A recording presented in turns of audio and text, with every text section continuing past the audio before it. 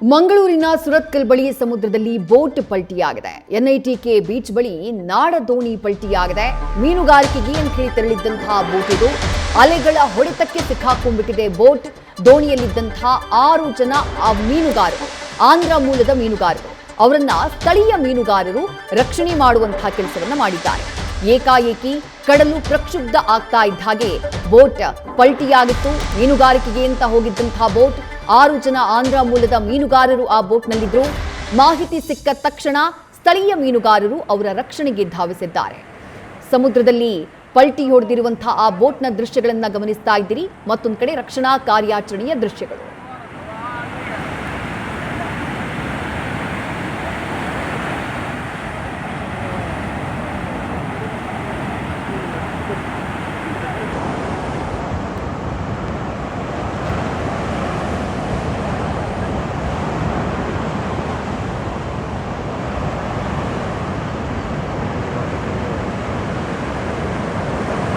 ಕರಾವಳಿ ಭಾಗದಲ್ಲಿ ಕಳೆದ 1 ವಾರದಿಂದ ಹೆಚ್ಚು ಕಮ್ಮಿ ಮಳೆ ನಿಂತು ಹೋಗಿತ್ತು.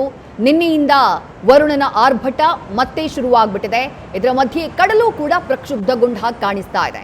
ಮತ್ತಷ್ಟು ಡೀಟೇಲ್ಸ್ ನಮ್ಮ ಪ್ರತಿನಿಧಿ ಕಿರಣ್ ನೀಡ್ತಾ ಹೋಗ್ತಾರೆ. ಕಿರಣ್, ಆಂಧ್ರ ಮೂಲದ 6 ಮೀನುಗಾರರ ರಕ್ಷಣೆ, ಆ ಕಾರ್ಯಾಚರಣೆಯ ದೃಶ್ಯಗಳನ್ನ ಕೂಡ ಗಮನಿಸ್ತಾ ಇದ್ದೀವಿ.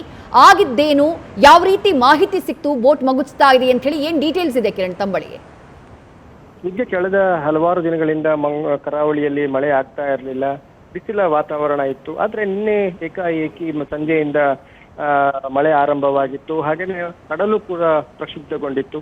ಅದರ ನಡುವೆ ಮೀನುಗಾರಿಕೆ ಈಗಾಗಲೇ ನಾಡದೋಣಿ ಮೀನುಗಾರಿಕೆಗೆ ಅವಕಾಶ ಇದೆ. ಆಳ ಸಮುದ್ರ ಮೀನುಗಾರಿಕೆಗೆ ಆದ್ರೆ ಇವತ್ತು ಕಡಲು ಪ್ರಕ್ಷುಬ್ಧಗೊಂಡ ಹಿನ್ನೆಲೆಯಲ್ಲಿ ಒಂದು ದುರಂತ ನಡೆದು ಹೋಗಿದೆ ಅಂತಾನೆ ಹೇಳ್ಬೋದು. ಯಾಕಂತ ಹೇಳಿದ್ರೆ ಮಲ್ಪೆಯಿಂದ ನಾಡದೋಣಿ ಮೀನುಗಾರಿಕೆಗೆ ತೆರಳಿದ್ದಂತಹ ಬೋಟ್ ಮಂಗಳೂರು ಹೊರವಲಯದ ಸುರತ್ಕಲ್ ಬಳಿ ಪಲ್ಟಿ ಆಗಿರುವಂಥದ್ದು.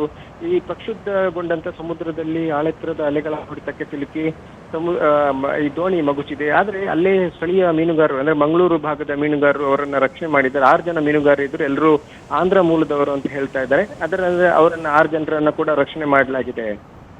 ವಿದ್ಯಾ.